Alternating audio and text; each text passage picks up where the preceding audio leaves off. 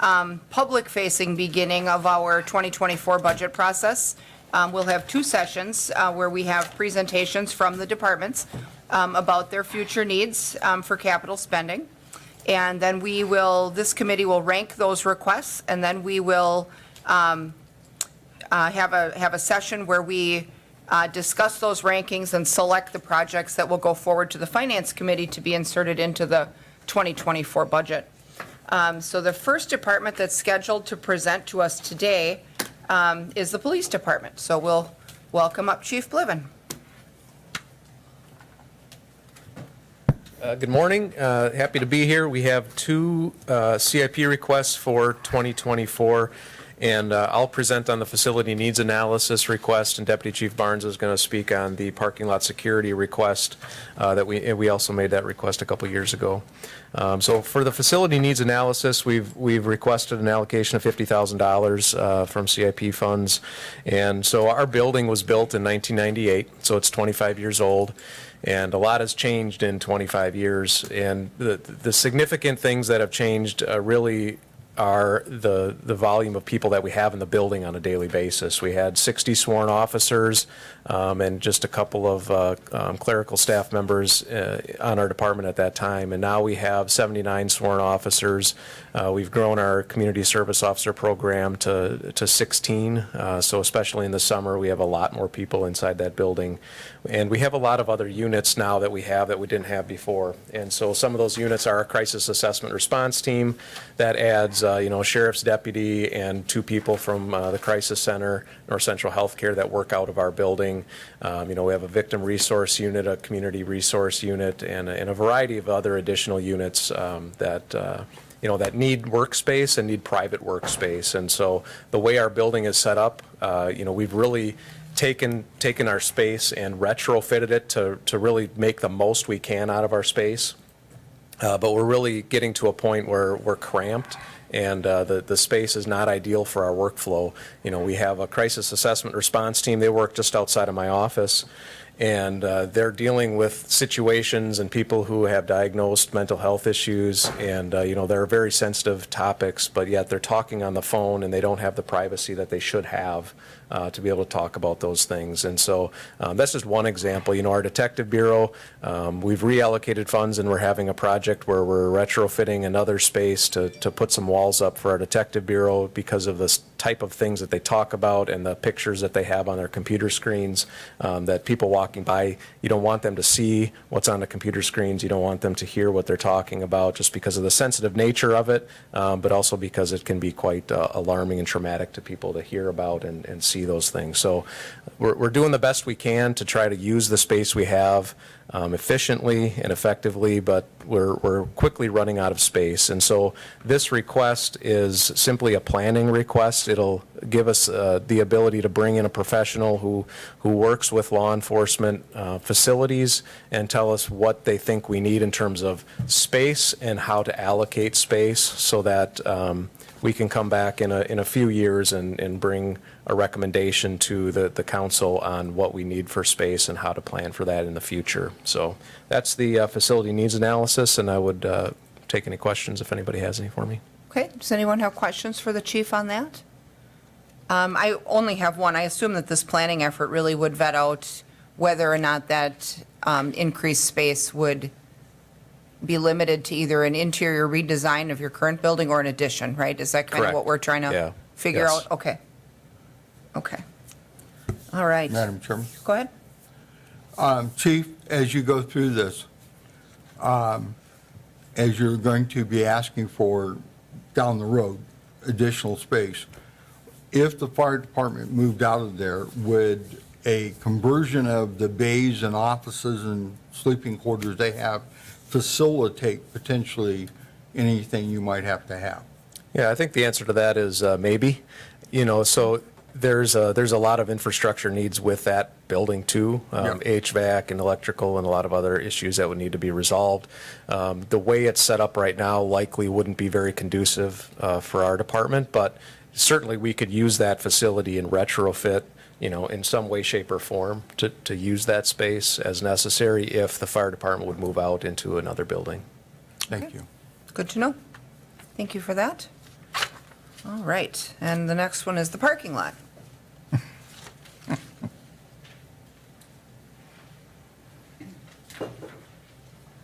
Good morning. Don't Morning. envy the position any of you find with all of us coming here with our asks and knowing they're not all going to get funded. 2 years ago, we came before you and talked about issues we were having with our parking lot. As law enforcement has changed around the country, when our facility got built in 1998, there was really no need to have a fenced-in parking lot based on the behaviors and society that we live in. No new police department is being built without fencing a parking lot. If you drive around the state, everyone that can do that is doing that because they're dealing with the same issues we are. And we'll talk about that in just a second. But the history, some of you might be like, I thought we approved that 2 years ago, and you did. And that was right about a little ways into COVID, and we got our parking lot priced. It was going to be just under $100,000. By the time we're like, okay, we're going to go to RFP and get quotes, the price tag was in excess of $200,000. And you can go a little bit over historically in CIP. I call Mary Ann and say, how do we make this happen? But it's not in a situation where we get to more than double the price of a Right. project. So those funds were reallocated to the projects that, by the council that the chief was talking about, and creating some more private space for our detectives. But we're back to the table here. The same issues exist. We have citizens in our parking lot. We have officers that are doing their work in the parking lot. We've had officers assaulted in the parking lot. And so for a whole host of reasons, both for the community and for us and how we do our job, we think it's important to fence it. Once a week, we have people drive through our parking lot filming every car in the parking lot because they can, and we can't stop them. And frequently, we know who those individuals are because they sell illicit substances in our community. And so we have a way to address those issues, and it's by fencing the parking lot. Our intention with this project is to fence it in a very appealing, aesthetically pleasing way, which is to have a black wrought iron fence. If you think through what you see surrounding Marathon Park or over at John Muir on their field, with either a 6 to 8 foot steel black, ornate to some degree fence. And to do that, the budget is now $250,000 instead of the $85,000 we requested 2 years ago. So that's the project. It's the exact same as it was before. It's just a lot larger price tag. So the goal isn't for people not to be able to necessarily see in, it's just to keep people from driving through and walking through? Correct. Okay. And at the opposite end, I guess on the Seymour side, are you looking at gated access? How do Yeah, you keep there's- people out? There's 3 entrances to our parking lot on the Right. Seymour side. One right to where the vestibule is, that will still be open to the public, and there will be public parking there. Okay. And then there would be 2 gates. The 2 areas where our employees pull in with their personal vehicles or squad cars, those would both be gated, one being mechanized. Basically hit a garage door opener, it'll open the gate. The other one will be manual because I don't want to ever have a situation where the power goes out, the generator fails, and officers can't respond because they're locked into the parking lot. And then there would be a pedestrian gate on the west side that would lead out to Grand Avenue. Okay. Anybody have questions about the fencing project? All right, I think we're off to a good start. Thank you Thank for you. that. Next up is CCITC. And we'll bring up our IT director. Good morning. Morning. You guys all know me. I don't have to introduce you. Well, you have a short list this year. Well, there's a couple of other ones that went in there that Mary Ann is funding through enterprise funds. So like PC replacement, server, that was stuff that had been discussed Yeah. over the last couple of years. So those what I call recurring accounts, those are funded through other procedures now. The 3 that are in front of you today are the council chambers video and room control, and some of you may have seen this a couple of times. It's been in front of the council a number of times. In essence, it would be it is actually some construction, but it's mostly electronics. It's replacing all of the gear in the back here, right behind the flag, with modern equipment. I've been here 17 years, and that equipment was actually already out of support when I started 17 years ago. So we've been pretty fortunate. We have replaced a few things, but mostly it's still pretty old gear. What we're proposing is the same technology, very similar technology to what we have in the courthouse for the assembly room that we're pretty satisfied with. It ends up with a room control. This room has that as well, that touch screen, that little touchpad up there. Is a Crestron controller, and that does things like that's where you can bring the screen down in this case, change the volumes. And in the new system, it would be connected to a Cisco video system. So when you would have basically 3 buttons on there: run a regular presentation, run a video presentation, or make a phone call. Oh, okay. And then this room would actually need a little bit of construction remodeling. What we're proposing is the 2 signs behind you would need to get pushed to the side. We would cut that cabinet and put a TV, a large TV right behind you, right back there, and then get rid of one of these monitors here Yep. where Caitlin typically sits, and that would require a little bit of remodeling of that countertop right there. And then your wired mics would be replaced with ones that have a little bass on them. That would be there. Okay. Any questions on that? I have none. Does anyone else have questions on that? Think we're good? For so many times. We have, and then sometimes on live television, we witness the failures of our rooms, so Yeah. we're keenly aware. I think it was submitted as ARPA yeah, request. it was. And it has been requested years before. I think twice before. Yeah, and I think, one of the problems is, in particular, is presentations. I Yeah. know Tammy was trying to give a really nice presentation on community development, and we basically had to, it was a taped situation, and we had to hold a microphone next to some dinky speaker on the computer. It really, we've had presenters here who, it's made them uncomfortable giving Yeah. their presentation when the system breaks down or isn't functioning Right? ideally. They struggle So with everything from the Yeah. screen I to the would pointer, definitely- so, yeah. I mean, think what we're doing right for- now is basically like a PC setup that you'd have at home, kind of Yeah. jury rigged into working with this room. So Sure. pretty clumsy. Yep. Okay. Should I go on? Yeah. The next one we have is the asset management software. Yep. This is asset in this case is a broad term. This is the highest priority for this is for the water utility to manage to connect into what they call their SCADA network at their facilities and to monitor, to integrate it with that.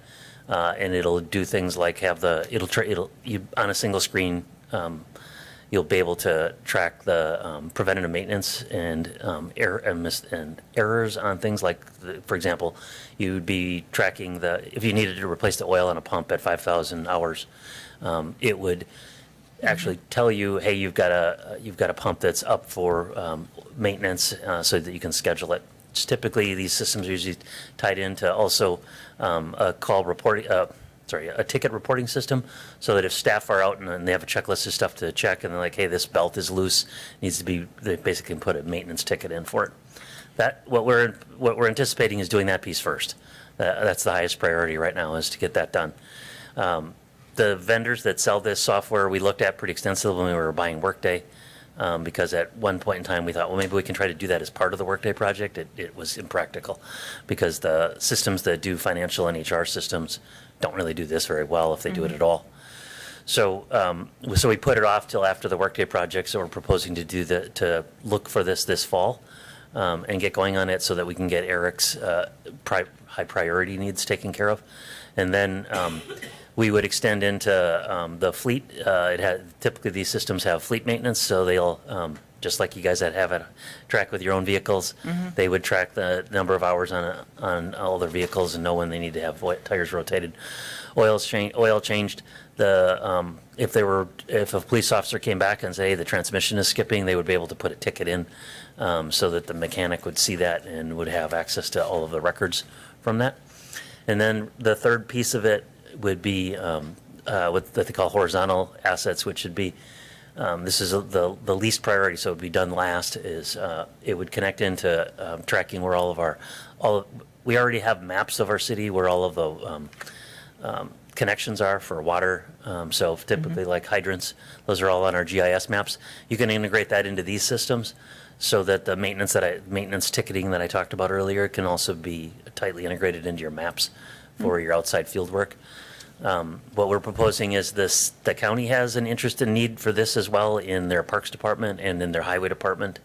And so we would be potentially trying to find a solution that they can share to keep the cost down as much as possible. We would likely do the county projects after we get the first priority done for Eric and the Water utility? water utility. Yeah, that's the highest priority right now. Does this work with Workday? So if there's Yeah, the purchase two orders that I and looked at requests both and have billable integrations. time, that it would work together? The two that I looked at so far already have integrations to Workday that we were aware of. Okay. Yep. There's a couple of vendors in this space, so we'd put it out for RFP and see what's out there. We know that there's two good ones that have a big chunk of the market share. Okay. Is it cloud hosted? So it's just, you just pay for the maintenance, or? At least the two top ones that we looked at are definitely cloud solutions. Okay. Yeah, there might be a server here that does all the integration sides of it. Okay. Well, in fact, I'm sure there is because of the SCADA network's local, or Sure. at least some of it is. Okay. Anyone else have questions on that software at all? Go ahead, Michael. In your description here, you do mention job costing, and I know job costing was one of the features we were looking at implementing in Workday. How does that kind of balance out then? Do we continue, or do we use this application as our main functional job costing app, or is that still something that we're going to have to kind of balance between this and Workday? Mary Ann and I believe, hopefully I can't speak for her, but I believe that we would do the job costing for the public works crews and parks out of this software instead of doing it in Workday. So it'd be kind of like a hybrid approach. Part, like DPW is going to be on Workday, and this, and water is going to be on this application then, or? No, DPW and water would both be using this for Oh, okay. job costing. So for example, somebody runs over the street sign right here, the stop sign. They would a ticket would go into this software so that we replace it. They would track their hours on it. It would create the billing, but the billing would come out of Workday. So basically all of our cash handling is always going to be in Workday because that's our financial system. Yep. Does Okay. that make sense? Okay, so that would be a feature that we wouldn't, because I know that the job costing was something that you were planning to do in Workday, but it would shift into this instead. Yeah, and Workday does some job costing, but it's not nearly as mature enough as what this would do. Okay. And Yeah, when I we think went out for RFP, we were actually going to implement Workday, but we were going to use XMO or some other vendor to do our job costing. And we as a group, meaning Public Works, City County Parks, and the county highway, were all trying to come together and pick out what that vendor would be. And there was, I guess, no clear vendor that would meet everyone's needs, particularly the county highway, because they are trying to integrate with the state software. And so it kind of was falling apart during implementation and setup. And so today we're just kind of limping along trying to use programs, a program feature in Workday, which really doesn't allow you to do some of the billing, inventory tracking, some of the other things that DPW has been accustomed to being automated. So really, we don't have job costing in Workday, and Workday doesn't offer job costing today. Okay. So it's not like we And even if we had bought purchased that something- system, it wouldn't have tracked the time like this would have. Like this will, you know what I mean? As far as like if they're out and doing the job, doing the Right. repair itself. Right. And, in reality, we're barely making it right now on our implementation, so we would never have been able to manage that, frankly, at the same time. So it's worked out fine. Okay, I agree. go ahead. Hi, Jerry, how are you? Good. Good to see you again. Hey, Jerry, would this also help manage the inventory that we keep on hand for the various vehicles or machinery and things, and allow you to cost it at the same time? The ones that, so we haven't selected one yet, but I believe that we would probably end up doing the fleet inventory in this system. Okay. Then the next It was going to question, require some serious integration with Workday because we're going to buy stuff in Workday. And then it's got to be, brought into this inventory. We have a system that does that today. It's pretty old. And it doesn't really integrate with other stuff. So a lot of times there's hand entry of things in two places.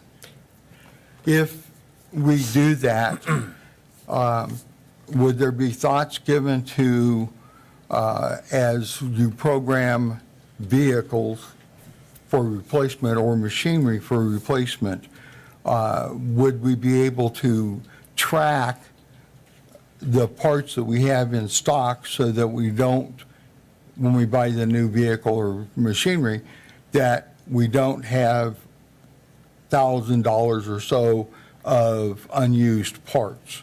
We would be able to pull it down to a smaller level. That's a good question. That's probably something that I would want to put in the RFP. Okay, Yeah, that's a good question. well, I worked It at is. Line Tech, and when I first started there, our maintenance guys had a area, they kept parts in so you could grab it and go. And then one day, our bean counter came over and said, could you inventory all this stuff and tell me what it does? Seemed like a very simple forward question. And we found out that we had some money tied up on parts for machinery or vehicles we didn't have anymore and hadn't had for 3 or 4 years. So, Yeah, that would be a great question to ask these vendors how they handle that. That makes sense, and I think maybe too with our discussions as we go forward, if this scores highly, is find out how Motor Pool manages that today to make sure they don't have a cache of parts that don't fit. Right. I think that's important. You mentioned finance. Is Eric here? Eric's not here. He has money set aside to basically seed money for this project. I think Okay. he has, Mary Ann, you have to correct me if I'm wrong, I think he told us he has $200,000 in his enterprise fund for this. Is that accurate? Is that what you remember?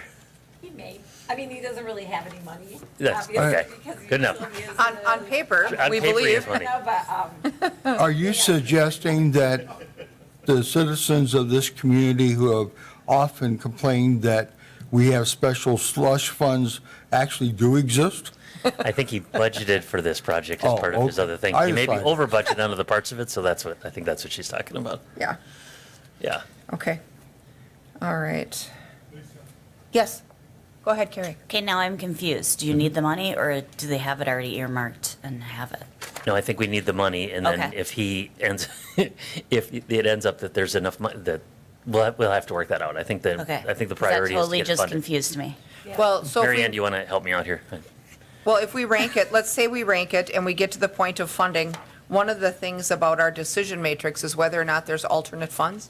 So if there Right. would already be funds in-house, that Right. would, I mean, you would move that forward because it's paid for, and you just wouldn't borrow for it. I think. So Is we that- should rank it like we don't have the money and hope that we do. So, I mean, given that this is a 2024 project, Right. and we have had rate study to adjust the water rates, I mean, at that point, it should be generating enough money to Okay. pay for operations. Got it. And so I would say the enterprise fund would have money in 2024 to pay for it, but it doesn't today. Just so, but purely for us ranking it, I'm gonna, I think, rank, at least what, tell me if Yeah. I'm doing this wrong. And I Like, just there's not looked- a slush fund. I just looked, what I No. put in here was 100,000, not 200,000, I apologize. Okay. But it says funds allocated water utility as potential other funding sources. Sure. On Okay. the second I page. think we would rank all of, unless we know that there's a grant to support the funding or alternate funding or partner funding, I think that we would rank them all with the assumption that we don't have the money.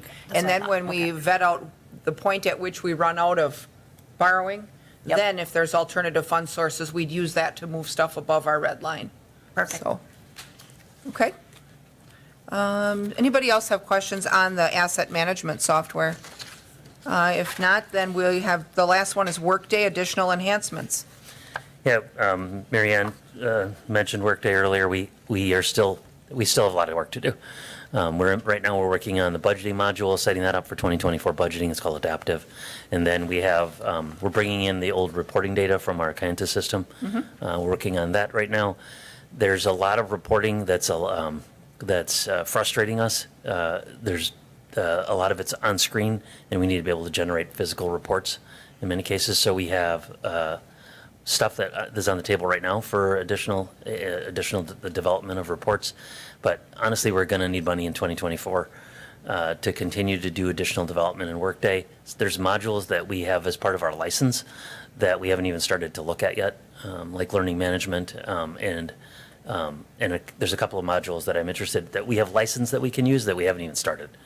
And what I'm asking for is money to help to hire consulting work to help finish additional reporting and set up additional modules that we won't get to in 23. So it's additional time, though, from the consultant you already have working, right? It would be, I'm not sure it would use the same consultant. What we would go out and do is, what we've been doing right now is we are using 2 or 3 different consultants. We're using the collaborative CVS group, but we can also go directly to Workday. They have a consulting group now.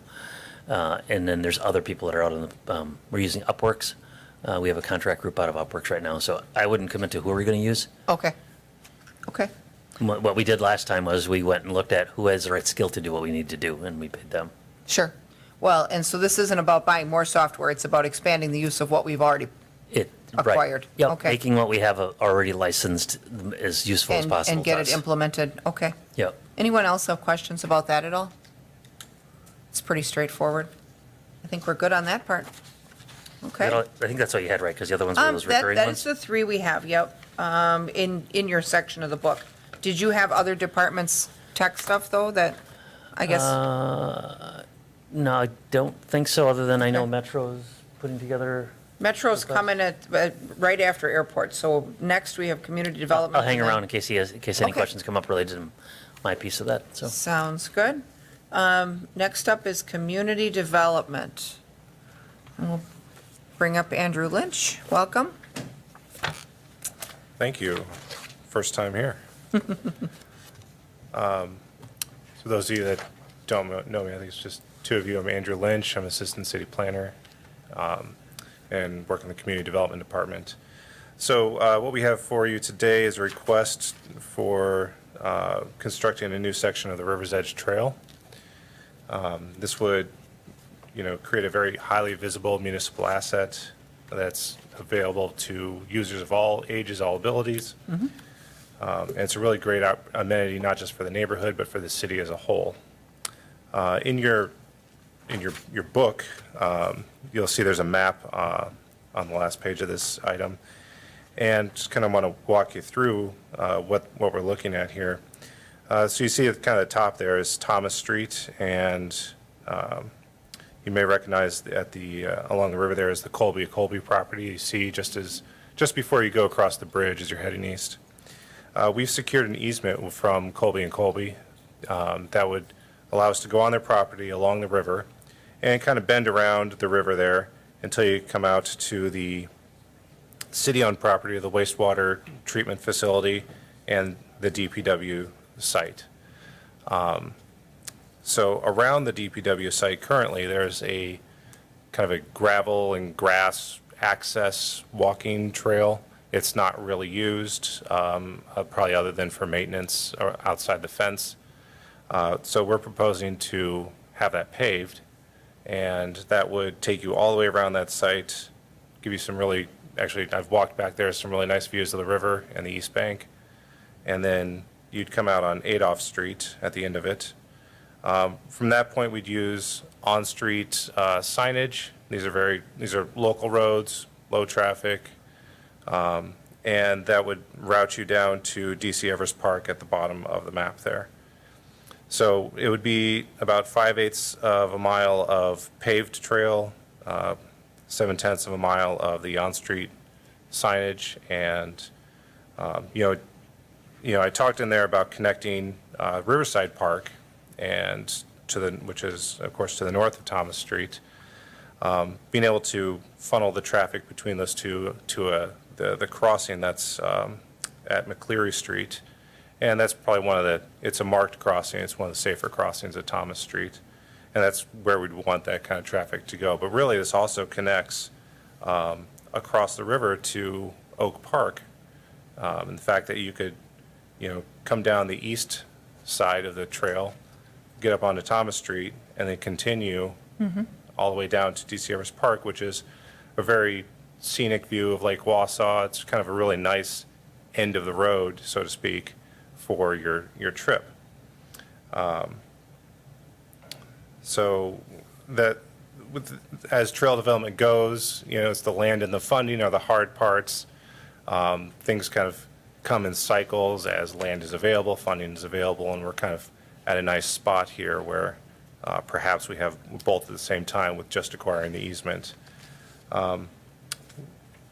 So this area is not within a TID. It's not within a half mile of an active TID. I do have a request in for room tax funding for a portion of this amount. But really what we're able to do is, with this funding, we'd be able to do the design in-house, put it out to bid early next year, and have this constructed next year. Completion put on there November, but, hopefully get it done slightly before then, so. Sure. The treatment plant is fenced on the east side now, right, to prevent access? Yes. So yes. any modifications to any of that fencing with the trail construction or no? I don't believe so. We'd be outside the fencing. Okay. They did lay down some new gravel along a portion of that last year when they were doing the construction there. Okay. And there's some areas where we may need to widen that area outside outside the fence, but there's other areas where it's already 20 feet wide and you could drive a truck back there. Oh, okay. Yeah. Anyone else have questions about the trail extension? Go ahead, Carrie. So is kind of the long-term goal to be able to connect the River Parkway walkway with this, so, Right, so this is part of the master plan of the Yeah. River's Edge Trail. And, it's, the River's Edge Trail is not just on the east side. That's where a lot of the development's been Correct. focused, because that's where the opportunity has been. We're working on kind of closing the gaps on the west side, and this is one of the gaps. DC Evers Park is as far south as yeah. this is going to go, so, No, I think it's great. thank you. Okay. Just one more note. We do have a tour of this section of the trail set up for Monday at 5. And it'll be just after our bike ped meeting. It'll be at the end of Adrian Street there at the wastewater facility building. And it's been agendized for bike ped committee members, common council, but I could probably also throw in the room tax commission if, I'm sorry, CIP committee? the CIP committee, thank you. I've got so many applications going around my head, if you would like, so, Yeah, I mean, if you wanted to just add that, some of us may attend as part of a non-acting quorum. yeah. I think it might be helpful to see the area, if anyone can make that. Yes, I suggest wear good shoes. Okay. It Yeah. would be perfect too, because we're trying to put the room tax commission meeting for Monday. Oh. We had a 6:30, I think, proposed start date, so really the commission, we could agendize that and invite the commission to come along as well. So that'd be awesome. So Okay, I'll- If you- I if will more- check with you on timing. for Okay. that. Yeah, I'll have to check on the room tax too. I think that Monday, the goal was maybe to start that early. If we could start that about 4:30 so that we could be done by 6 with that, but we'll see what. Okay. Okay, Okay, sounds good. all right, thank you. All right. Thank you. Anyone else have questions on the trail? If not, I think we're set. Next up is airport. We'll welcome up Airport Manager Schmiel. Good morning, everybody. I hope you got to the air show this weekend. I was told by organizers of that air show prior to when Wausau Area Events took it over that they felt that it was probably the best air show in Wausau history. And That's what I heard. And I would agree with that. So I thought it was a really good time. Okay, so we're pursuing 3 projects for funding in 2024. The first one is the runway 1331 runway construction, signage, and lighting upgrades. We hope to convert all of our lighting from incandescent to LEDs, which should save on energy costs. The second project that we're looking at is redoing our airport master plan. We've always submitted a CIP to this city on an annual basis for future projects. We also have to do the same thing with the Bureau of Aeronautics. We're a block grant state, so the Bureau represents the FAA and helps distribute funds for our projects. Typically, those projects are funded on a 95-5 basis. In years past, we have had an airport layout plan, but the airport layout plan was completed prior to my arrival in 1992. We've always been able to update that with inserts and have that approved for new projects that we want to do. We were informed this year, or late last year, that that's no longer acceptable, and they want us to create an entire new airport layout plan and master plan. And they said that we could not continue to do capital improvement projects at the airport with FAA funding without doing that. So that is an essential project that we have to do next year. The last one is taxiway rehab and signage. So what we're trying to do is we're trying to get all of our pavements reconstructed here within the next 5 to 6 years. We believe that the federal funding is going to be there. We've done a really good job maintaining our pavements. We tried to get them to last as long as they could, and we absolutely have done that. Most airports around here have had reconstruction projects. In my 30-year tenure, we have not had to do that because we've done such a good job of maintaining our pavements. But we are at the end of our pavement life, and so that's why I'm pursuing these projects now. And hopefully with the infrastructure bill funding that's been put out for airports, funding these projects should not be a problem. Excellent. Excellent. Does anyone have any questions about any of these projects out at the airport? Okay, and I think these are all things that the airport committee has also talked about, knowing that these projects were coming. If no one has any questions, we should be good to continue. All right. All right. Thank you for that. Thank So you. I guess I got one quick Oh, question. go ahead, Mike. Yes. Yeah, so the airport reconstruction project, that's, we're even though it's, well, I guess it's 3.3 million, but we are receiving a significant amount through FAA matching. Correct. Which is usually the case with these airport projects. It's like a 80-20 or 90-10 type, or, Yeah, worst case scenario, it's 70-30. okay. Okay, but in my recent discussions with the Bureau of Aeronautics, who represent the FAA, they are fairly confident that it's going to be a 95-5 funding. Oh, wow. So we would be 5 cents on the dollar. Can't pass that up. No, you can't. Awesome. That is great. Well, you great can, news. Well, but you can, but yeah.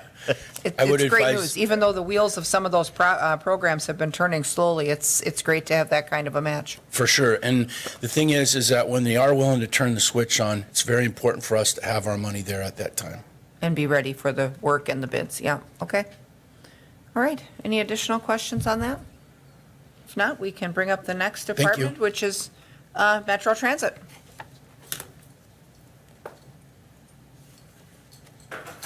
Good morning, everyone, morning. alders and council members. I would just like to say, for those of you that haven't met me, my name's Matthew Rosenblum Jones. I'm the new director at Metro Ride. I've been in the role for about 3 months now.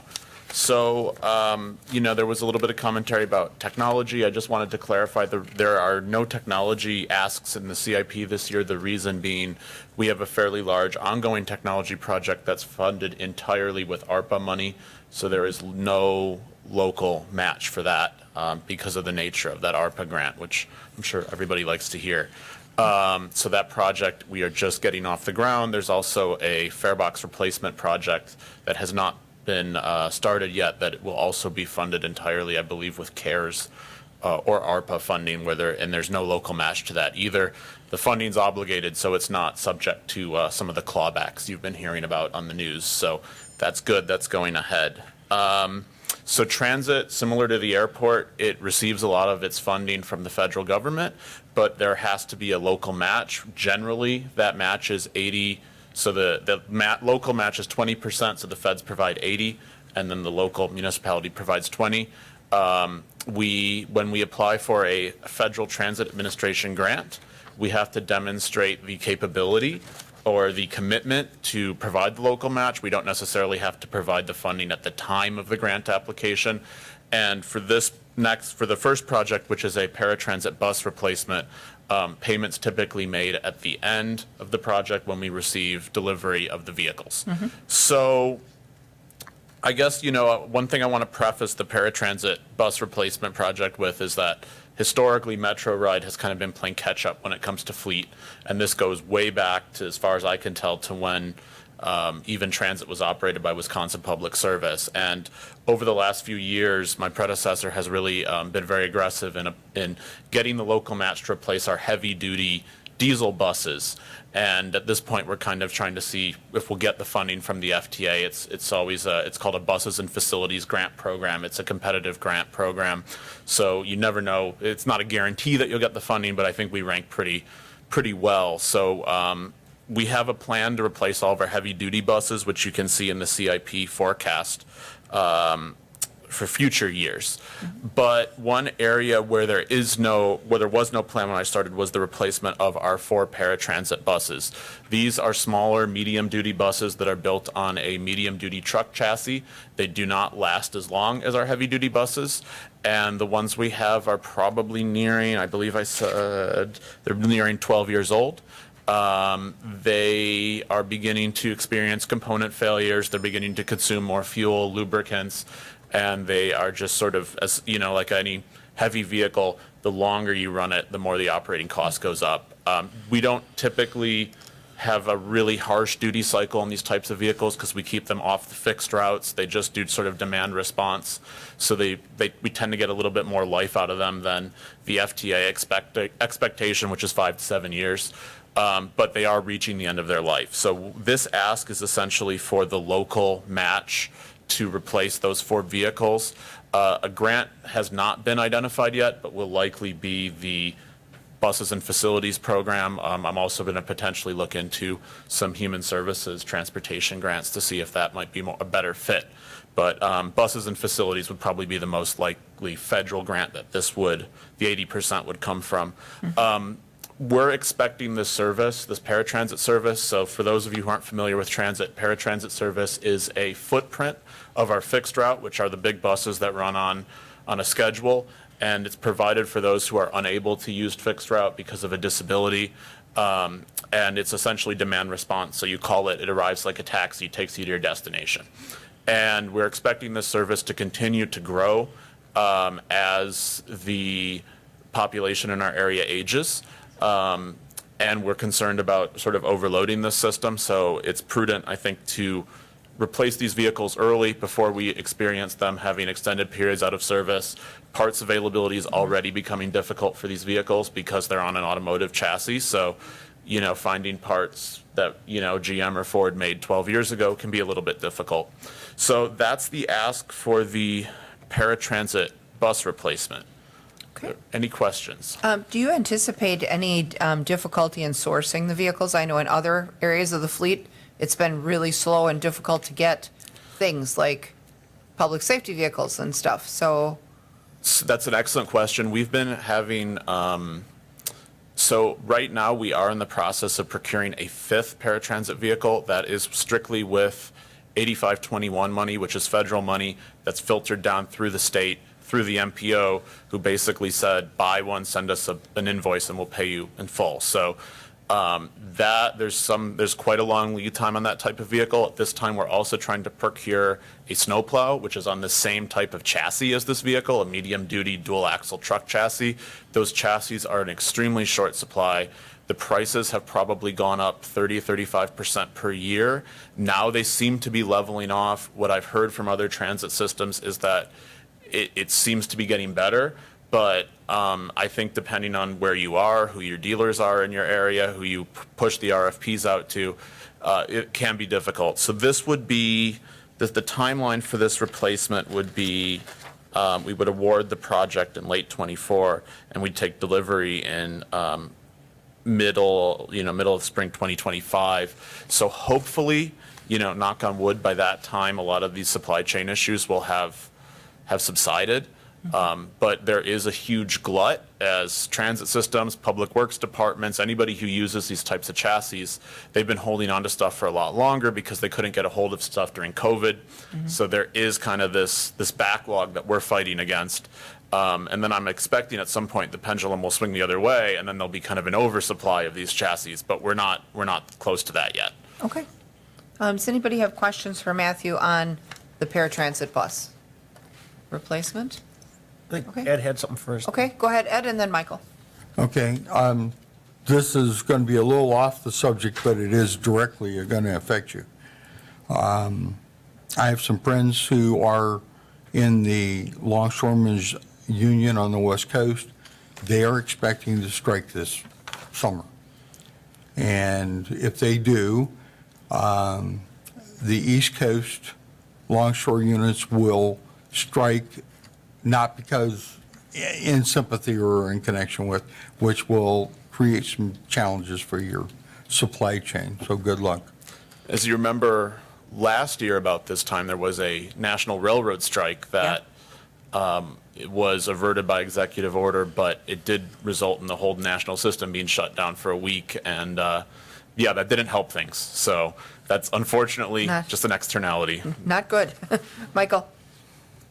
Okay, you specified with the paratransit buses that you were looking, that they would be 80/20 matched, but there, you don't have a specific grant identified yet. Do you have a timeline on the granting process, like something that would be awarded in 2024, or? So the hope would be that early in 2024 or late 2023, we would apply for the FTA Buses and Facilities Grant or another grant, if there was a human services grant of a similar nature.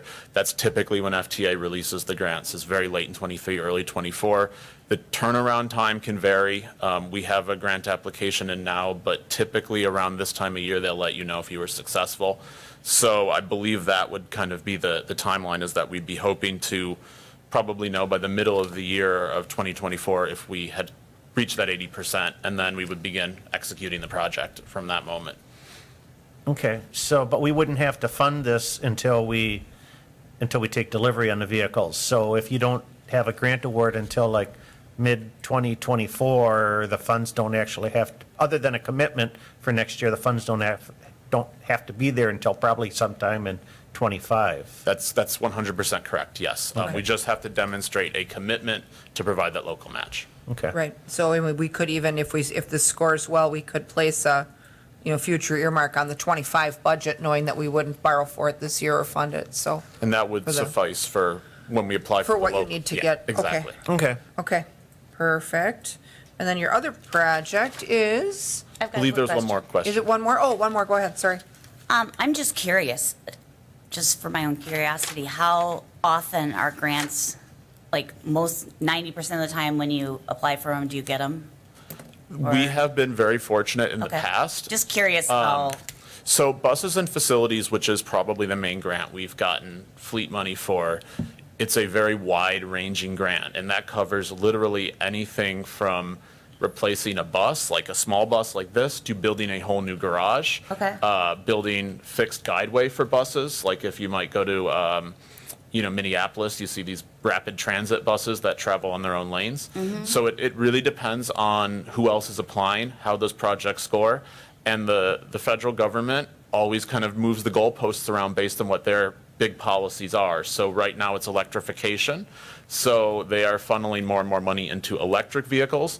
But I still believe, we have a very good likelihood of success for this grant, even, as a diesel vehicle. okay.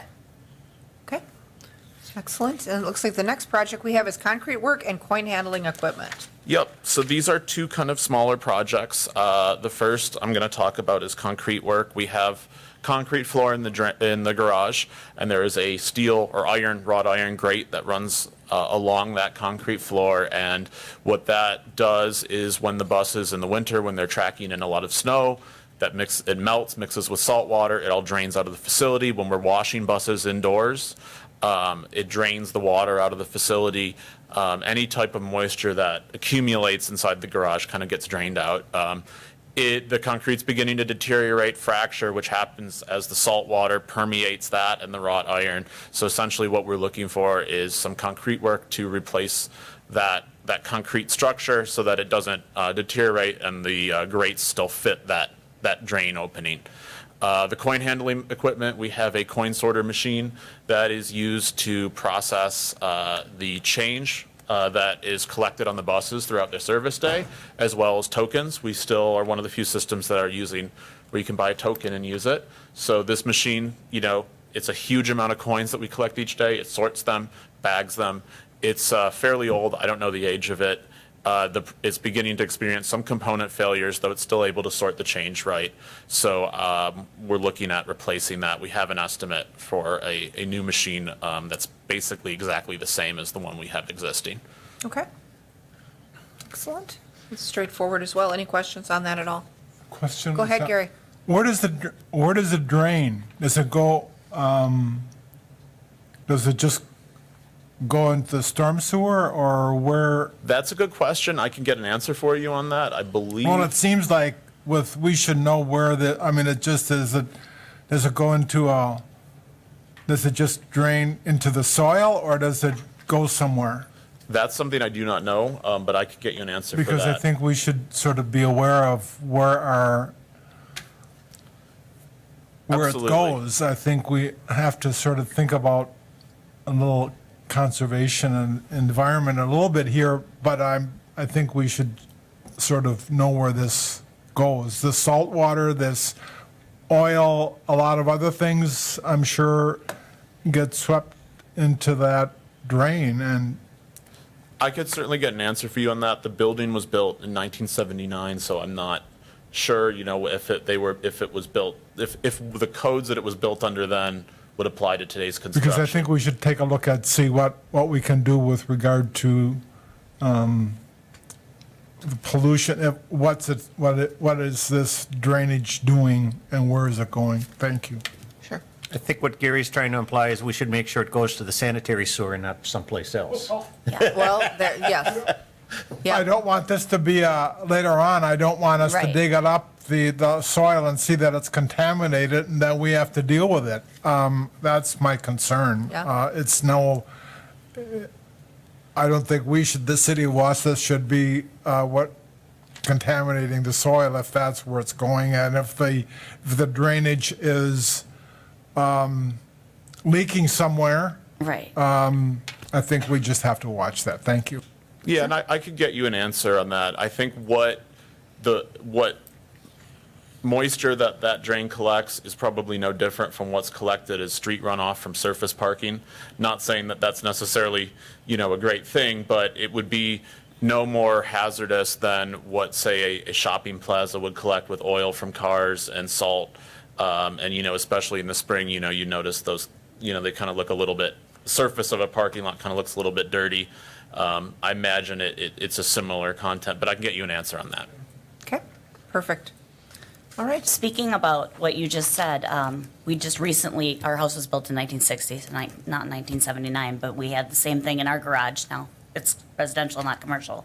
But we had some concrete work, and while they were in there, they realized it wasn't draining properly out to the sewer like it's supposed to be. So the project became bigger. But I agree that while you're in there, you might as well make sure everything's draining the right spots, because if you do the concrete work and then you find out later, you're gonna have to rip that concrete work back up, so, Yep, we can look into that for sure. yeah. Okay. Okay. Sounds good. No additional questions? All right, thank you for that, Matthew. The last department we have for presentation is Parks, Recreation, and Forestry. And Jamie did say that she had an 8 o'clock meeting, but she confirmed that she would be here. Okay, all right. And has not arrived yet, so we could take a quick recess, take a little break. And as soon as we have Jamie with us, we would then take up her presentation, if that works. Give everybody a little break.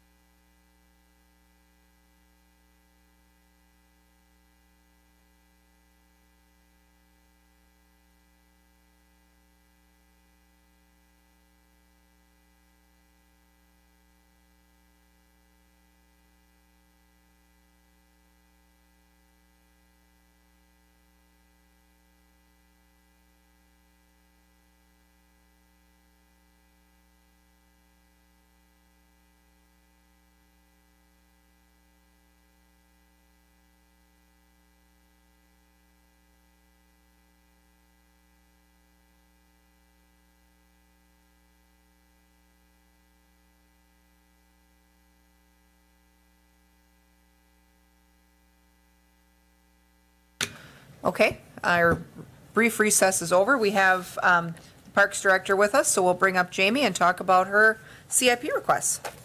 All right. Welcome.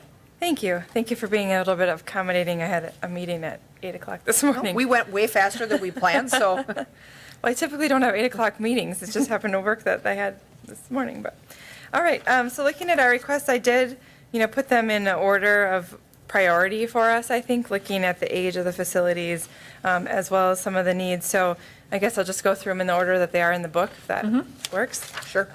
So starting with the first one, it's a tennis court replacement. This one is for Alexander Airport Park in the southeast side neighborhood.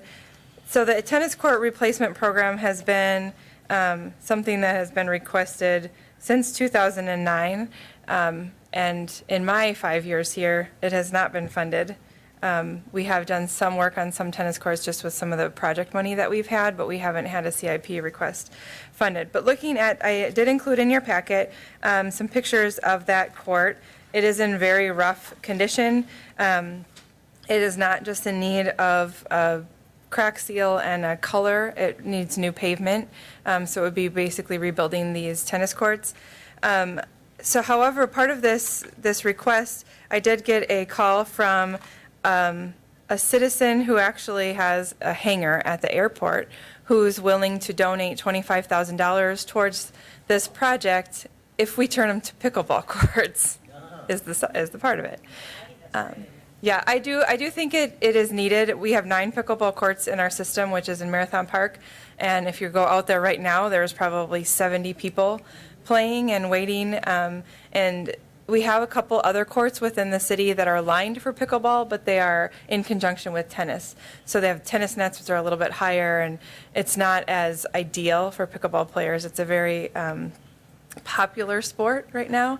There isn't any other outdoor courts. There is indoor courts at the Y's, but even indoor space is requested also. So I do think we do have multiple tennis courts in our system, that turning these 2 tennis courts into pickleball courts could be doable. I think I'd want to have, a brief meeting with the neighborhood association just to make sure that, they're supportive of it. They've been very supportive of this park. But either way, the courts, whether it's lined for pickleball or lined for tennis, it needs to be rebuilt. So that's what this first request is.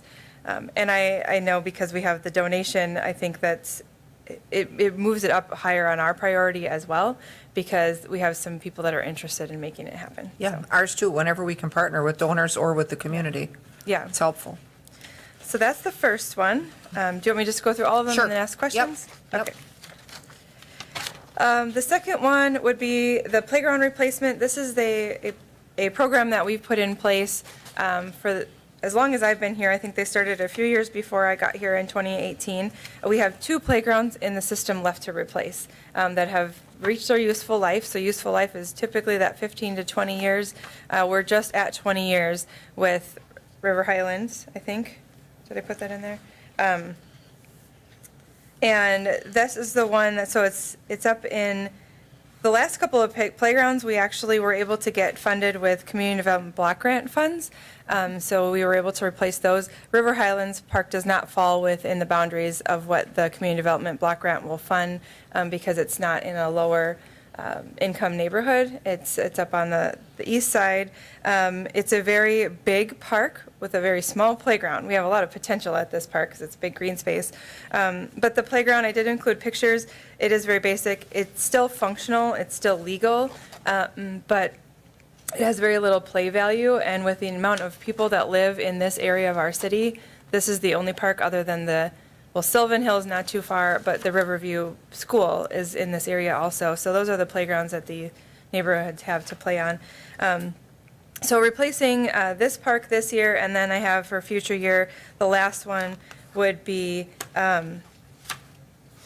Westview? Westview. Yeah, I was drawing a mind blank on it. I know it's over by Wausau West. Yep. That's would be the newest of all of them, and then we start all over in probably 10, 15 years from now. But that would have replaced then every single city playground within the city. Would you anticipate replacing the equipment with the stuff that we've been seeing that you've put in the other facilities that are maybe with the poured-in-place surface and the, I guess, just more colorful and entertaining equipment that, you know, different functions, I guess, on the new stuff than what we see on this old stuff that you have the photos of that's, you know, what you find often on a lot of school playgrounds, but it's not as interactive for the kids?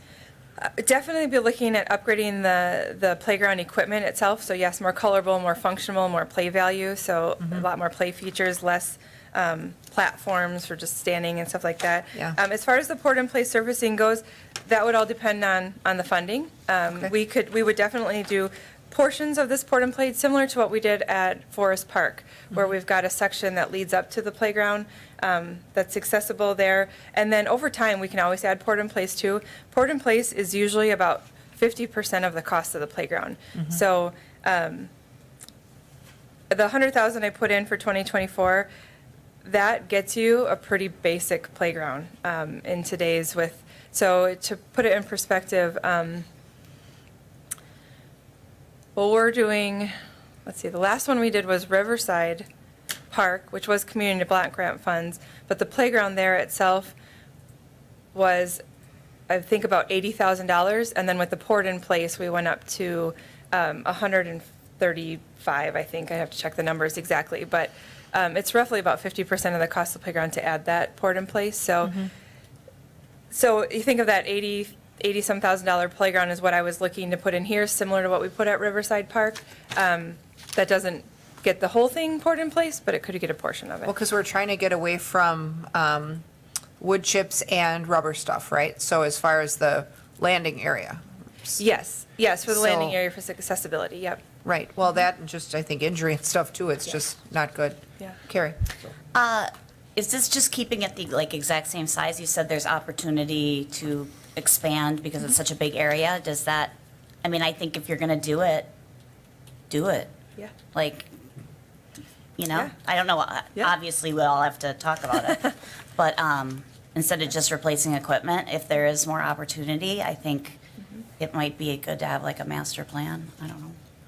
Well, and it might be Yeah. helpful to, you know, if you did a larger scale project at the one, maybe skip a year and then get the other one, but maybe Yep. do a larger Yes. effort at both rather than Yes. smaller efforts back to back, you know, if we could. That's what I'm thinking. Because we've got some time. I mean, Westview isn't that old, and it's used in the neighborhood, but, you know, I haven't been to River Highlands, but some of the ones we replaced were way beyond. I mean, way beyond. Shouldn't have even been in service anymore, but these aren't like that. They're just not super entertaining, so. Well, I think people don't use this right now because it's not very entertaining, but I think if it was more of a park, it would have a lot of use.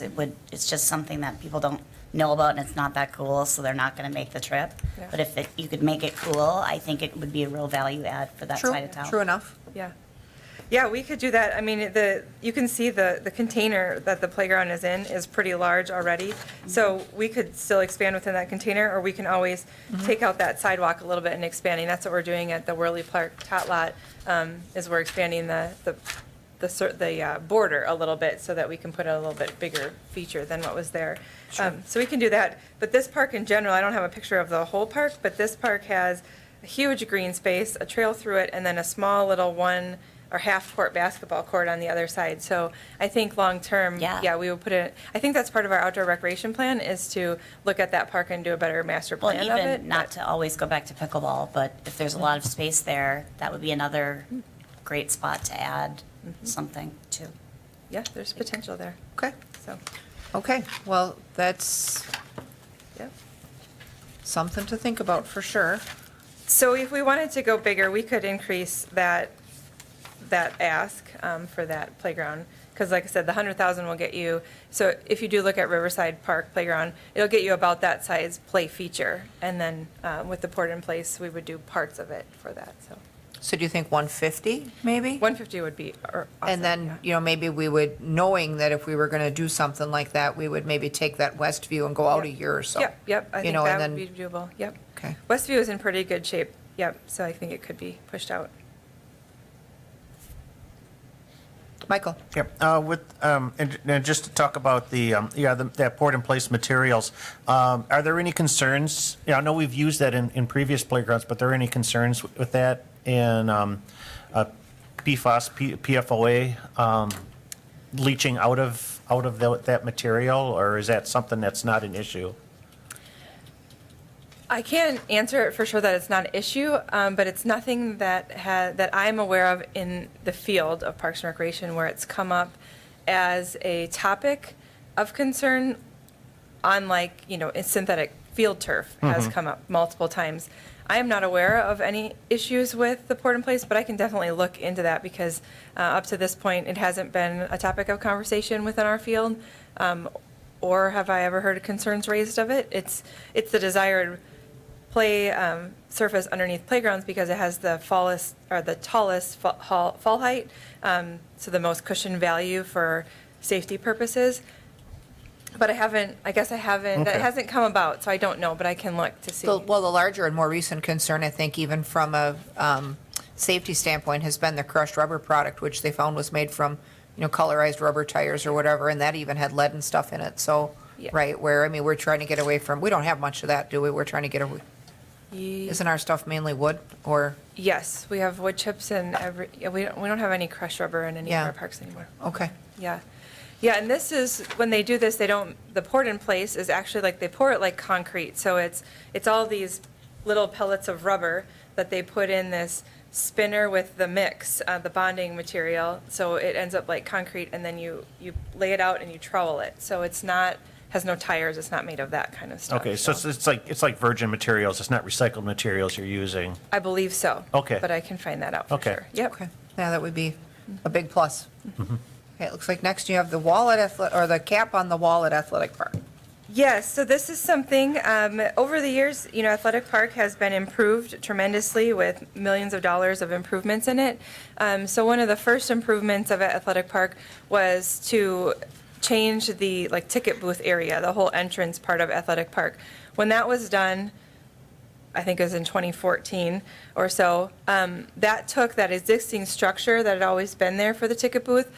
It was originally laid on top of those pillars. So that we're talking about the pillars directly under or behind the new ticket booth.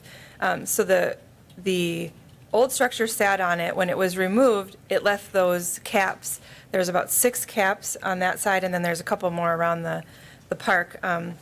Left those exposed, and when that building was lifted, it had some broken areas that were left there too. So since then, and over the years, the caps have just started to deteriorate. So when you walk in Athletic Park and you walk underneath by their merchandise sales, if you look at those caps, they're just crumbling. And so we are constantly cleaning that up. It hasn't been so much of a safety concern where we've seen them crumble, with people standing underneath them. But we don't want them to get to that point either. It's been little chunks here and there. But they're in pretty rough shape, especially those. And so we would like to get those fixed. And because it's a specialized, there's Kowalski Masonry in town who does, we've worked with them on Stewart Park, on a lot of other historic wall features. They do a really, really good job. They actually have in their yard a couple of these caps from when they had done work in previous years. So they already have a couple already made, but they already have the mold for them made as well, and can come in and replace those. And I think from a safety concern, it's high priority to get these caps fixed so that we don't have any crumbling or having pieces break and fall down on things. And then from the historic side of it, restoring those caps to what they look like would be very beneficial. So this is something that came up very last minute for us this year. We know it's been happening, but they're getting in worse condition. Sure. Well, and I mean, it's a historic facility, so we know that we don't want to get to the point where it's beyond repair. I mean, we had a couple alongside of, I don't know, was it 10th Street maybe, where we had to Yes. quick shore them up when we knew that they were decaying and hadn't funded them, but then when they finally fell over, we had no choice. So we don't want to get to that point. I mean, it's an aesthetic part of the park, and now it's become a draw, so. Yeah, and the Okay. pictures I included are really dark, so you can't see them very well, but you can kind of see on the bottom picture, the far right one of just the pieces that are off there. It's no longer a nice smooth cap, so Sure. the ones in the picture are worse, but On a historic standpoint, is Athletic Park on the state register or the National Register of Historic Places? Or is it on neither? I will defer that to Mr. Gisselman. It's not on any? It's Okay. on the city of Wausau. Okay, so it's just a local historic landmark and not a state one? Okay. If you want it to be on the, we can certainly pursue that. He's willing to have that conversation with you anytime. Well, it's just a little bit surprising with the nature of the wall and other facets of that park that it hadn't been, that hadn't been established, but, okay. We'll take that as an encouragement word, so we'll. All right, and then the next one I have is another kind of last-minute one that came up in discussions with our police department and just events within the area in the 400 block. This is to add some bollards or some sort of decorative safety feature to some of the areas of the block. On the 400 block, we've got the north side and the south side that are well, the stage is on the south side, and we've got big planters on the north side that go along, that's Scott Street. Scott Street, Yep. yeah. So the areas that we're looking at would be along 3rd and 4th Street to do something where, you know, right now the park is fairly open, and we have a lot of activities down there. We do have a couple of bollards by the splash pad, but looking at it and just from an event standpoint, either from traffic flow, from people, the patrons flow, from a safety aspect of it, of who can drive up onto the block and stuff like that. We're just looking to add some safety bollards or planters, something, so I don't have a specific idea because this was talked about, I think, 2 weeks ago. Yeah, we talked about it in public health and safety in the terms of event management and, you know, just taking a cursory look at event staffing and event safety and knowing that in other areas, I mean, we always hope that we would never see national events happen here, but Right. If something like that were to come to roost, you know, on a Wednesday night when you pack 3,000 or 4,000 people on the block for a show, you know, you know, then knowing in the past that vehicles have barreled into crowds and inflicted mass damage, that's something that, you know, you still want to be able to get on and off the block on foot. You want to be able to still maintain the block, but I think we also have to have an eye on safety where larger crowds gather. Yep. That was something that, you know, the Public Health and Safety Committee indicated right away that it wanted to not only know more about, but understand the cost of, and that committee actually asked for a CIP for this, just to find a way to be proactive on the end of safety for our people that turn out for events, so. Yeah.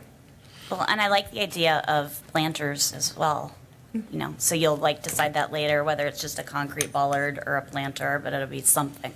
Yeah, and we were looking at, when we look at planters, we also look at the staff time and the maintenance it takes to do those. So we were, that is an option, and we were getting much more efficient at doing the downtown planters because our staff does those. But also, I was, you know, other ideas that came up when we were doing research on this, you could do bollards, you could do, you know, I threw in there like the target balls, so you Yeah, could do yeah. something a little bit more fun. I think but- that'd be great. Doesn't Yeah. Wassa Tile makes those, right? They do, yeah. So they're local. Local product. Yes. It's And- kind of a, I mean, it's just a focal point of downtown, so Yeah. if you can add to the whole aesthetic Yes. with keeping safety in mind, I think Yeah. that would be huge. Yeah, and I think that's the idea, and I think we can do something that looks really nice and has that safety feature. And I haven't approached Wausau Tile. I did look at their site and got some of the estimates from them, but they maybe be willing to partner on this as well, too. I Sure. could reach out to my contact there and see going forward. Or maybe I can see that before you deliver it on this, I'll just give them a call, so. Sure.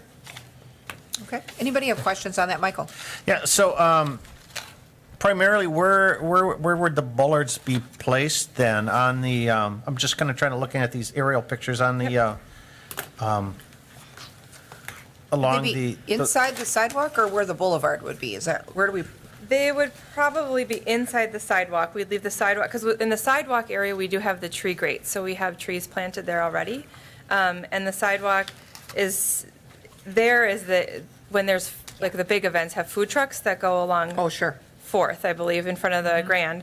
So we want to try to make it so that people can still flow well, but it's got the trees, and then it's also, we probably put it inside the grass or right on the edge. It's a really wide sidewalk all the way around there, so maybe even right on the edge of the sidewalk, so we didn't have to mow around them. But they would still, they wouldn't hinder traffic of people, but they would allow for maintenance on the block. So Sure. that's what our So thought. along 3rd Street and 3rd and 4th. 4th Street, okay. I guess And Yeah. 4th would probably be behind, like, the top picture is the 4th Street side. Mm-hmm. So we already do have the tables and chairs there. They're not, the ones that are, this is the old tables and chairs that are on this picture. We do have new tables and chairs down there that are much heavier. So they do help somewhat. But like for Chalk Fest this weekend, those tables and chairs get moved off, so they're not even there. But we would put the bollards probably right inside that sidewalk area. Sure. Within that concrete area to the, What about West. Scott, though? Doesn't Scott need them as well, or is that? Scott has, I don't have a good picture of here, but Scott has a pretty good planter almost the whole Oh, does it? way of Okay. Scott. Okay. It was designed so that during the event, that kids couldn't run out in the street. I mean, that was, the planter ran the whole length. Okay. Oh, okay. Yep. Good. Yeah, and then the south side's all the same. And I think that's the same with Jefferson Street, too. Yep. It's primarily that stage and. On both Yes. sides of and- the and stage, plan too, it was area. I guess built up. Yeah. I mean, I'll certainly rank this, but I'm wondering if I'd like to see a more definite plan before we really commit to something like Yeah. this. I understand the safety issue, but I feel like this would be like it could turn into a big rabbit hole depending on Yeah. safety, security, aesthetics. Well, and that's just, in our consultation with the PD, when they took a cursory look at some of these things as far as events and event safety, it was with the mindset of, if I were someone who wanted to inflict or create the, largest amount of casualty, where do I go? Yeah. And where do you go right now? Wednesday night, you go down there. I mean, that's, it's just one of those things where I think everyone knows that these things can happen anywhere. And I think that Yeah. was the concern. When you see any news story, you flip on the news and, a vehicle barrels into a crowd. Well, it I think behooves us to prevent that if we know that we're going to encourage larger gatherings. So. Yeah, I get that, and also I could, considering, I don't want to get down on the weeds on this, but getting, 3rd Street and 4th Street aren't main thoroughfares, and they don't really, for a vehicle to get up off that road and onto the square would be a challenge in and of itself, so it's, I They just seem want to see think one. it's not too difficult in between lampposts. Yeah. So, I mean, that's just, we were concerned enough about it that we wanted to know more about this. We asked for a CIP for a permanent solution. We also have kicked around the idea of a temporary solution. That, it's just those things that, it's almost like if you know you could have done something and you didn't do it, then, where are you if something happens? So, Okay. Carrie. Just going off of all of these ideas, there's always garbage cans for these events. I mean, maybe you could do a structure that holds the garbage can in, so it's not just an ugly black garbage can, but it also serves as a barrier. Like you could, I feel like, combine a whole bunch of problems and fix it in one solution, Yeah, right? that's Because nice. there's always like stacks of garbage cans. Yeah, they haul them in and haul them out for You the could have event. like a concrete area that they sit in or something that looks more decorative, but is really a safety. Sure. It's there for Yeah. safety. Yeah, that's a good think- idea. Yeah, so that's definitely something we'd like to know more about, I think. Okay, yep. And my last two requests, I guess I just lump them together, but they're parking lot reconstruction. Riverside Park was requested last year as the first year of that. Sylvan Hill's been requested for a number of years. The pictures, I think if you went out to both parks, Riverside is worse than Sylvan. Sylvan is really more or less a gravel parking lot at this point. It's been deteriorated so much that it's not gravel too much Not a anymore. parking lot anymore, yeah. So it still serves a purpose. We grade it where we can. It doesn't, if I ask our building inspector, I think we're required to have paved lots in the city. So, we're bordering on that We're right kind of now. in violation of our own ordinance there, yeah. For Sylvan anyway. For Riverside, you can see in the pictures, I should have put, after I took these pictures and put them in here, I thought I should have put like a pop can in that hole to show you like how deep those holes are. Most of it's on the north end of that parking lot, but we've got some pretty substantial. And Riverside Park and Sylvan are heavily used shelters. Riverside probably more so than Sylvan, but these are heavily used shelter all year long. They are heated, they are used. So it's just a deferred maintenance item. Now, the Riverside parking lot situation, we are of the belief that the soil remediation project would be done before you start this, right? Yes, yes, and I believe that's starting within the next 2 weeks. I saw Right, an email. right. So that Yep. this wouldn't be impacted at all. That should be complete before this even takes off? Yes. Okay. Qu- Go ahead, Just- Gary. instead of a pop can, you have to use a yardstick Good, yeah. in Riverside Park. It's really becoming bad there, I think, and it's becoming, and I don't know I haven't been in Sylvan Hills, but Riverside Park is really becoming. Riverside has more of the deeper holes and the potholes in it. Sylvan doesn't necessarily have potholes, it's just deteriorated over time, so it's. True. Yeah, I think the main court, yeah, Sylvan Hill is, the last time I was there was probably September, October, and for all intents and purposes, it looks like a gravel lot, but it's relatively smooth. Yes, yeah. I haven't been on the Riverside. So, but talking about the remediation aspect, parts of that, the parts we're concerned about with remediating the park, that is what's south of this parking lot then? Yes, further south of it. Further south, so that doesn't, so we can't, those two projects can't really be lumped together, or they're not going to impact each other? They or- won't impact each other, and the limits of the remediation area have been set by all the studies that have been done. They have established where the limits of that work is done. It does not go anywhere near the parking lot, so everything north of that should be fine to work on. So no, they shouldn't be side by side, or they're not linked. Okay. Well, and my thought was just the heavy equipment and the heavy loads of stuff that are going in and out. We don't want that on a new parking lot, so if we're Yeah, that will good to go on that part, we'd be fine. Okay. So, Yep, Okay, yeah, so those are my items. okay. Anyone have questions on any of the park projects then? So there ahead. is a fund to manage some of the 400 block expenses. That might be a funding source for the Oh, yeah. bollards. Yep. We could sit down and talk about that Okay. as a potential funding source. Sure. Okay. Sounds good. That would be worth talking about for sure. Anybody, any other questions or comments about any of the projects we've seen today? Michael? I just want to go circle back to the tennis courts again, because it's just something that kind of caught my attention, because you mentioned that you're going to get community input on converting the airport park. Is it Airport Park or is it Alexander Park? Alexander Park, over to pickleball, see what the residents think. But also, just as a reminder, in that neighborhood, there's tennis courts at Memorial Park, and Yes, there is. also not too far away at Pleasant View Park, there's tennis courts.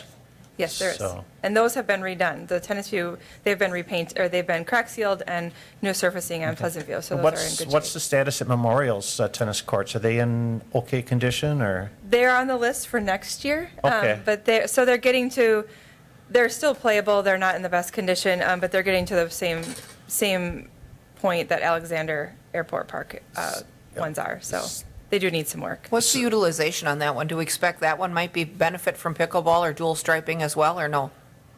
That I can't say. I haven't done a lot of counts to see who's utilizing the tennis versus pickleball. The pickleball, we know, like, I gauge off of Marathon Park and how busy that is. We get a lot of calls for where other courts are.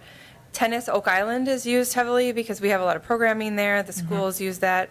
As far as the other tennis courts, I don't have a good grasp on how well they're used. And maybe when I talk with the neighborhood group there, then I can get a better insight. And actually, I'll talk to my pool staff, because they'll be able to tell me too if they Sure. see people work on those tennis courts. And maybe if one of the courts is turned into pickleball and the other one is tennis, you're going to see a higher utilization of both courts, because that gives options in the same neighborhood. Yeah. Yeah. Might even help to run a survey at the pool this summer. Yeah. I mean, when people are coming and going. Carrie? Pickleball's become so popular that I think you could do like a neighborhood, almost GoFundMe or something. And Probably, For real. probably. For real. Yeah. Like, I think People it are would more than very- pay for it. Very excited about it, so. Especially with the older community, like that's kind of their thing right now. And it just makes sense that at the very least to double stripe them, to make them used for both. But I really do feel pretty confidently that the community would rise up and raise money for this. Yeah, and the pickleball club is who redid the ones at Marathon Yeah. Park. They paid for that. Gary? So is pickleball a community type of thing, or is it a neighborhood type of thing? Because it seems to me like with Marathon Park, I mean, it's there and it's a destination. Yes. The pickleballers will travel wherever they can to go to Right. pickleball courts. But what I'm getting at is that it's a neighborhood Oh. thing, as opposed to a community thing where where it's a destination and they'll come from throughout the city to the Alexander Park, for instance? Because then Yeah. should we be thinking of more pickle, I mean, if, or is it a neighborhood, and maybe that comes out of the southeast side neighborhood, is see what, Yeah. if the neighborhood uses that, or is it, do we just need one large Yes. pickleball center that is, that everybody will come to and everybody will have fun at? Yeah. I don't know that. Maybe that comes out of that southeast side discussion. I think but- it's a neighborhood Yeah. thing. I think more and Yes, more but smaller facilities makes, Yeah. it's easier to access. I think if you have to find a way to get to some central location, that was always our beef with an aquatic center too. If you have to find a way to get there Right. and it's only available in one spot, that was, I mean, I don't know, I just feel like if we would diversify the offerings we have so many neat parks For and that offer tennis or whatever, but if we would diversify the offerings within all of them, then everyone benefits. Well, there's a So- whole bunch of people that are interested in pickleball, but they're not a pickleball player. Like, I feel like those are the kind of people that would use the community areas. Like, we can just go play around down there and see if we like it, and it's, like Yeah. the tennis courts. I mean, that's what they do at the tennis courts. Well, in the promotion of it seems that they are, marketing it as something that is like maybe lower impact and less intense than tennis that you can play later into your later years. So, it's got a wide appeal. Yeah. Or a wider appeal than tennis, maybe. And I think too, Marathon, the pickleball courts at Marathon Park is a destination because you have to go there you have to want to go there to be there to play there. But to have two sets of tennis courts currently in close proximity in the same neighborhood, it does make sense to convert one to pickleball and the other, and keep the other at tennis. For sure. Yeah, I think to answer your question, it's both. Because with our West Side master plan that we just finished, the long term would be to have 12 courts somewhere. Because 12 courts or more are ideal for pickleball tournaments and those destination type things. And there is a want for those, and those bring in a lot of people to your community, and they're very, very popular. We have one now at our 9 courts, and it's overflowing. We have 2 tennis or pickleball tournaments. So that's a desire, just like a baseball complex and a softball complex. Those are desires because you can do those things. But I do think, to everybody's point too, having a few in a neighborhood, because I know it is intimidating to go to Yes. Marathon Park. There's 9 courts, and they have them separated into 3 beginner, 3 intermediate, or 3 mid-level, and 3 intermediate. And I've only played pickleball once, but I go there and I would be scared to even go on the Well, beginner. and the pickleball players that are serious They are are like mean intense. about it. They're like, "You're bad. Get out of here. You're wasting space." They're terrible. No, only a Yes. couple. Most of them are very, Well, very most nice. of them are, but I mean, they are very into pickleball. That they are I think if you intense. could do some low key Where people pickleball could learn, courts, it's really that would be people good. could learn, Yeah. it would be huge. Yeah. Well, and a little more low-key, like less intense on the competitive side would be Yeah. good. Yeah. So, Yeah. okay. All right. So with that, we will have a second meeting for the last presentations, which are DPW and fire. I think we are shooting for, I got some dates from Emily for when we can get a quorum and when this room is available. How is everybody with shooting for Friday, the 30th? Could we get it for that day? I mean, I guess if we, Like coming up. Are you thinking of the morning? Yeah. Again? sometime between 8 and noon. We could either do 8 to 9, 9 to 10, or 11 to 12. We could get this room. So I guess if you wanted to do it So next Friday. Yeah, that's like. next Friday, the But that's the 30th. 4th of July weekend. Does anybody plan to like? Well, the 4th is on a Tuesday this year, Right, so but I it's, think all the but- fireworks shows and everybody's Oh, like, yeah. that's, the weekend is like Saturday, the 1st. I'm It gone. seems like that's what everyone's doing. Well, that's why I was thinking if we'd knock it out early, if we would do Yeah. it at 8 a.m., we'd be out of here between 9 and 10. Okay. the Would that- weekend of the 30th is one of the few weekends we're not going out of town, so it's. Oh, well, see, then we know we have Michael. It works for me. Okay, I mean, I'd prefer not, but I would make it. Okay. I'd want to go up I earlier. wouldn't be able to attend either, but I could attend remotely. I could attend remotely.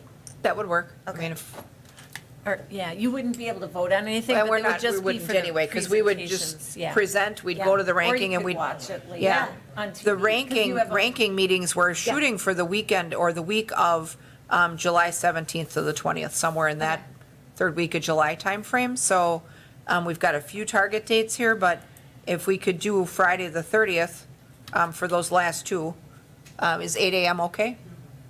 Yeah, and I can, Okay. worst case scenario, I can like zoom in or You whatever, can, you right? can WebEx in. Okay. yes, If that works. I'm there. We'll set it for that, and then, yeah, we'll work on that, and then, and these meetings also are on public access too, so people can tune in and watch that way. All right, so let's then shoot for 8 AM on June 30th for session number 2, and then we'll nail down, once we're done with the presentations, we'll nail down the session where we discuss our scoring, so. All right, with that, I'll take a motion to adjourn. So, Motion by Gail, second by Martins. Members in favor signify by saying aye. Aye. Aye. Opposed? No one ever is. All right, we'll stand adjourned. Thanks, everyone. Thank you.